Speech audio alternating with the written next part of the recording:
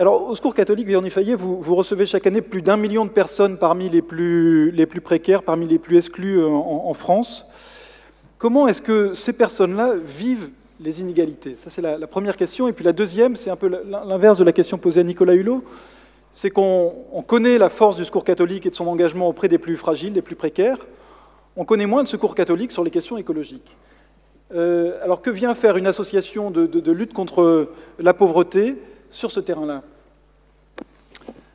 Ben c'est une très bonne question et c'est vrai que je suis très heureuse que le Secours catholique ait participé à la préparation de ce colloque et très heureuse d'être ici parce qu'effectivement, le Secours catholique a parfois une image un petit peu vieillotte dans l'opinion publique et plus d'une fois, les gens m'ont dit mais comment le Secours catholique est mobilisé dans la COP 21, mais il s'intéresse au climat, c'est bizarre, il y a une incompréhension. Mais de même que je pense la fondation de Nicolas Hulot a été perçue comme uniquement écolo et environnementaliste, etc. De même, nous sommes perçus comme des gens uniquement sur la question de la pauvreté et le lien entre les deux est quand même assez difficile à faire.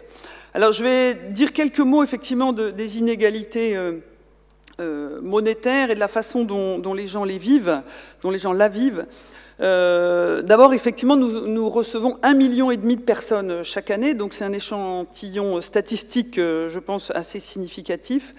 Et chaque année, nous publions un rapport statistique très précis pour analyser l'évolution de la pauvreté, en tout cas de cet échantillon de la population française. Donc, tous ceux que nous recevons sont en dessous du seuil de pauvreté à 95%.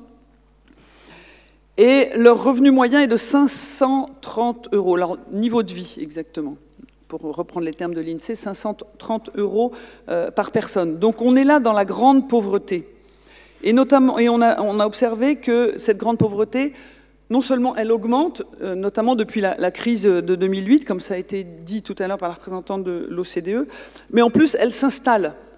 Et il devient de plus en plus compliqué de s'en sortir. Parce que quand on est dans une extrême précarité, on coupe tous les liens, j'y reviendrai tout à l'heure. Donc cette grande pauvreté en France, elle touche quand même plus de 2 millions de personnes, hein, en dessous du seuil de grande pauvreté, donc à 40% du revenu médian, et dont 1 million, plus ou moins, fréquentent le Secours catholique. Il y a un petit groupe de personnes qui a fait l'autre jour, récemment, le budget d'une personne seule qui a le RSA, donc c'est encore moins de 530 €, c'est autour de 475.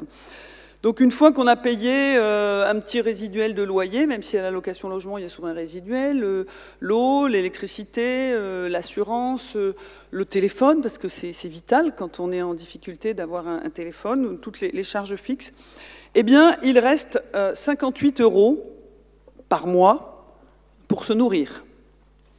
2 € par jour. Donc évidemment, on est dans quelque chose qui est absolument invivable. Et l'autre jour, dans la Loire, une femme, c'était étonnant, parce qu'il y avait une bénévole pleine de bonne volonté qui essayait de dire que peut-être il faudrait aider les gens à mieux gérer leur budget. Mais elle le disait avec beaucoup de... Voilà, sur les bons plans, par exemple sur le téléphone, au lieu de payer 40 € par mois, ben, il y a des plans à 19,50 €, c'est déjà mieux. Et il y a une femme qui a bondi sur sa chaise, et, en disant, qui est seule avec le RSA, et qui a dit « mais j'ai pas besoin de vos conseils, moi quand j'ai plus de sucre, eh ben, je m'en passe, voilà. Et puis je demande rien à personne ». Donc il y a aussi cette question omniprésente de la dignité et de la volonté de s'en sortir seul. Mais vivre avec aussi peu d'argent, ce sont des renoncements quotidiens. Donc on renonce à la nourriture, en tout cas aux 5 fruits et légumes par jour, ça c'est même pas la peine d'en parler. On renonce au chauffage, bien souvent, donc on met en péril sa santé. On renonce aux soins, bien évidemment. Et puis on renonce à tous les loisirs. Et les familles, elles disent... Je cite l'une d'elles, « c'est compliqué de ne jamais pouvoir se faire plaisir. Et encore plus, de ne jamais pouvoir faire plaisir à ceux qu'on aime. » Et elle parle de ses enfants après. C'est compliqué de vivre ça tous les jours. Et avec beaucoup de sagesse, les personnes disent que si elles ont moins de biens, eh bien, il leur faut plus de liens. ça pourrait peut-être faire un équilibre. Et il y a un groupe, un atelier d'écriture de Dreux, qui a écrit des belles choses là-dessus et que je vous partage. On a bien davantage besoin de relations que de biens matériels. Du coup, moins on a de biens, et plus les relations avec les autres sont importantes. En tout cas, quand on n'a ni l'un ni l'autre, donc ni bien ni lien, ce qui est très souvent le cas, parce que la pauvreté isole dramatiquement. Quand on n'a ni l'un ni l'autre, c'est la galère plus. Et donc, je pense que c'est très fort, cette aspiration à davantage de liens pour compenser le moins de liens. Et en fait, c'est le chemin du développement durable. Si on veut aller vers une sobriété heureuse, là on parle d'une sobriété subie, mais si on veut aller vers une sobriété heureuse, on est capable de se passer d'un certain nombre de biens, mais à condition d'avoir beaucoup plus de liens et beaucoup plus de fraternité. Et c'est pour cette raison que le Secours catholique va lancer d'ici quelques jours une campagne pour la fraternité, ou plus exactement contre les préjugés. Et on appelle cette campagne « Liberté, égalité, sans préjugés ».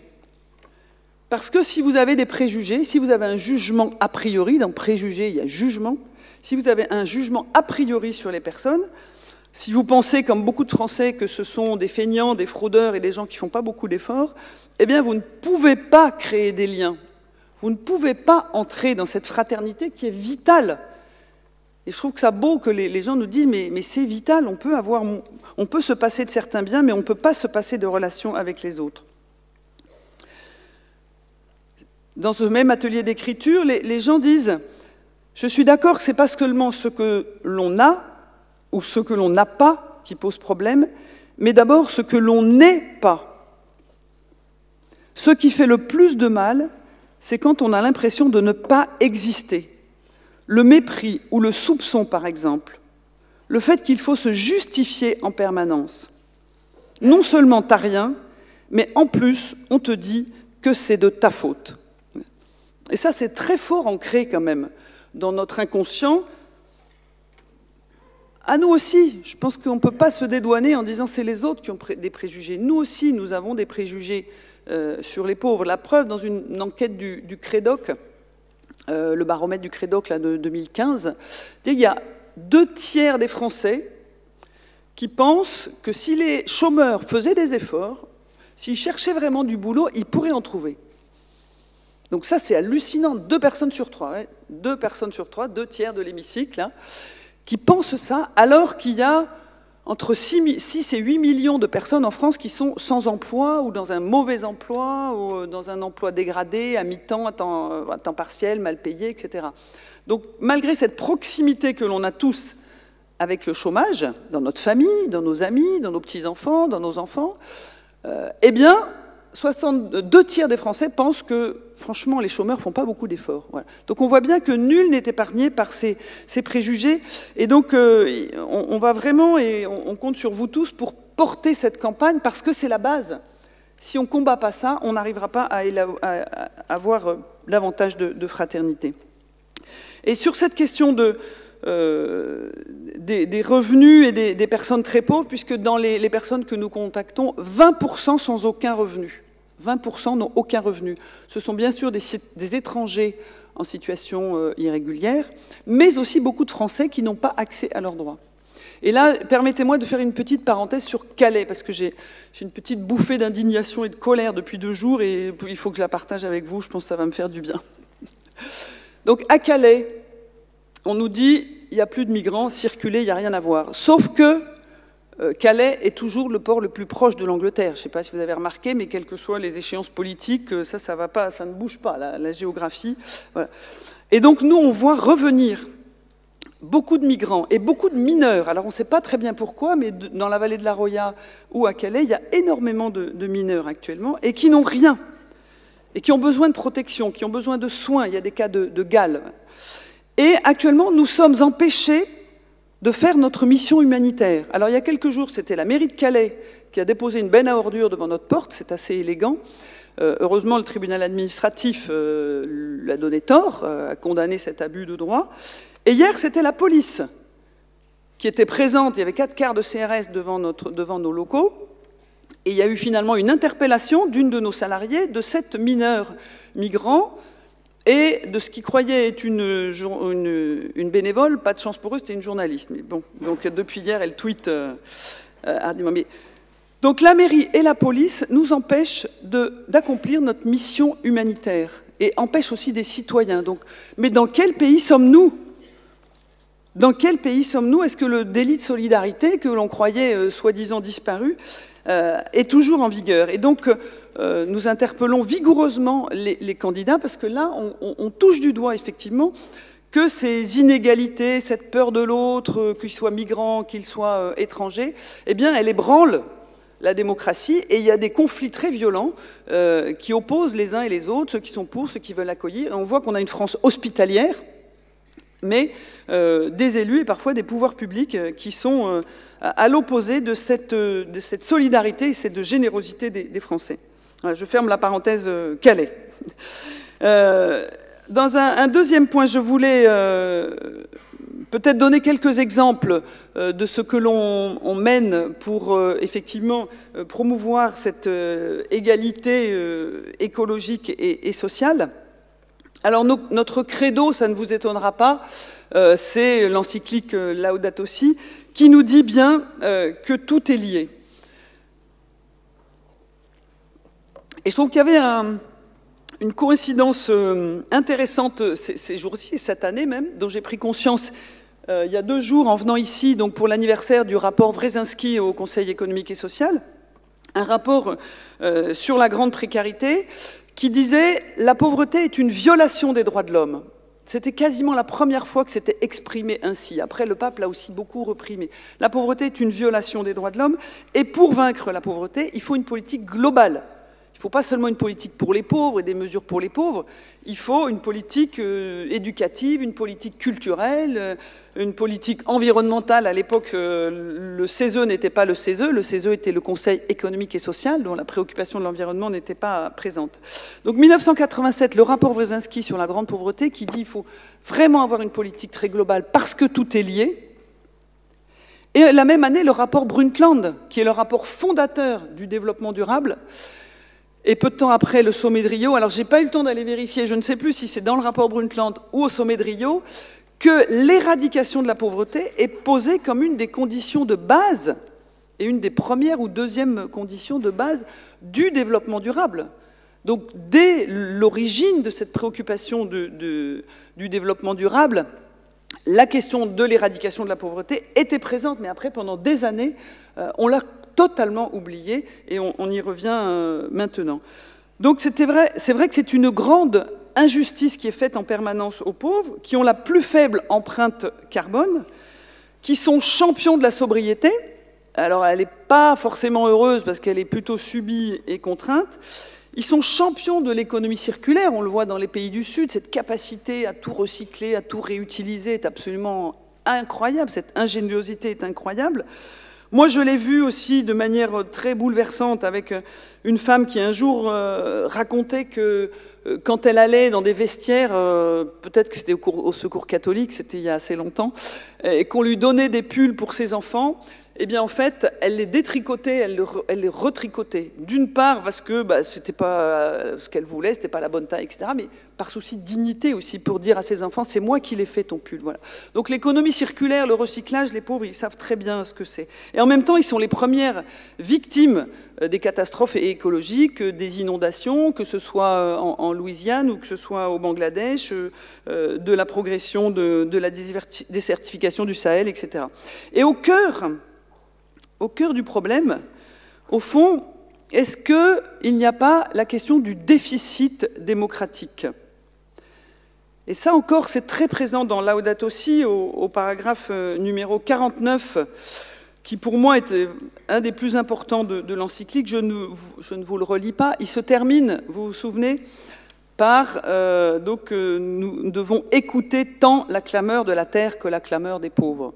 Donc on se souvient tous de la dernière phrase, mais on oublie tout ce qu'il y a avant, dans lequel le pape parle de cette écoute nécessaire des plus pauvres. Il parle même d'un contact physique et de rencontre. Et si on n'a pas cette rencontre avec les personnes qui subissent toutes ces injustices, eh bien, on a toujours des politiques qui sont décalées, qui sont à côté de la plaque. Et si on n'écoute pas les pauvres, si leur parole est bafouée et piétinée, eh bien, c'est le monde économique et financier qui est dans la toute-puissance, et ça génère des catastrophes humaines et écologiques. Alors, je voudrais vous donner un petit exemple d'un rapport conjoint que nous avons fait avec le Secours catholique. Voilà, et ça s'appelle le Secours catholique et le CCFD. Je parle en présence de la présidente du CCFD et avec des partenaires sud-américains. Donc c'est pas un mauvais western, c'est une histoire qui se passe au Pérou, où le modèle de développement est basé sur l'exploitation des réserves naturelles, et notamment du pétrole. Donc il y a 80% du territoire amazonien qui est divisé en blocs qui ont été concédés à l'industrie pétrolière. Et parmi ces sociétés, il y a 2 sociétés françaises, Morel et Prom et Perenco. Et donc, les partenaires péruviens nous ont alertés pour nous dire à quel point ces industries et le travail de ces industries étaient dangereuses pour la gestion des ressources naturelles, donc avec des pollutions des eaux et des sols dramatiques, alors que ces peuples vivent essentiellement de l'agriculture et de la pêche, de la déforestation, un trafic fluvial intense qui cause régulièrement des noyades, qui pollue les rivières, etc. Et puis un grand danger pour les droits humains, évidemment, hein, pour la santé, pour l'alimentation, le droit à la consultation préalable des populations qui existe dans le droit péruvien est en fait bafoué. Les enquêtes publiques, les études d'impact, tout ça c'est quand même très léger. Et voilà, le gouvernement péruvien tolère beaucoup de choses. Les entreprises, de leur côté, elles mènent quelques actions philanthropiques, voilà, pour se donner bonne conscience, mais ça divise les communautés, parce que ce qui est fait pour certaines communautés, rend jaloux les autres, forcément, et donc il y a de très nombreux conflits sociaux entre les communautés et le gouvernement. Donc l'État péruvien ne fait pas son travail, et la France non plus n'a pas fait son travail, puisque l'encadrement des entreprises françaises pour le respect des droits humains ne se faisait pas à l'époque. Ce rapport date de septembre 2015. Mais il y a quand même une bonne nouvelle, et on peut partager les bonnes nouvelles, puisque dans le rapport, on interpellait l'État français en disant qu'il fallait que la loi sur le devoir de vigilance des sociétés mères et entreprises donneuses d'ordre, c'est le titre exact, soit adoptée. Eh bien, il y a une grande nouvelle, c'est que le 21 février prochain, cette loi sera adoptée définitivement à l'Assemblée nationale. Et j'ai eu un petit message de Dominique Potier, le député de Meurthe-et-Moselle, qui porte ce projet depuis 4 ans, nous dit-il, avec un collectif d'ONG très très mobilisé aussi. Et donc, enfin, je pense, et c'est quand même extraordinaire, parce que ça va être la veille de la fin de la session parlementaire de ce mandat, donc il était vraiment temps, mais ça prouve bien qu'il y a des bonnes nouvelles et que le lobbying paye, et que l'union et l'alliance entre les élus, qui ne sont pas tous mauvais et pourris, quoi qu'on en dise et qu'on en pense parfois, l'alliance entre les élus, des élus qui ont vraiment la volonté de réhabiliter le politique et le sens du bien commun, cette alliance avec les ONG d'ici et des territoires concernés, eh bien, elle est payante, elle permet de faire avancer les choses. Voilà, donc j'ai beaucoup dépassé, non, j'ai trop parlé, donc voilà, on pourrait parler de la précarité énergétique, on pourrait parler de l'agroécologie, j'ai oublié de vous parler du plancher social, voilà, que le collectif Alerte voudrait défendre pour la France et à l'occasion des élections présidentielles d'un revenu minimum social garanti, mais peut-être que ça reviendra dans les questions. J'ai déjà été trop longue et je vous remercie.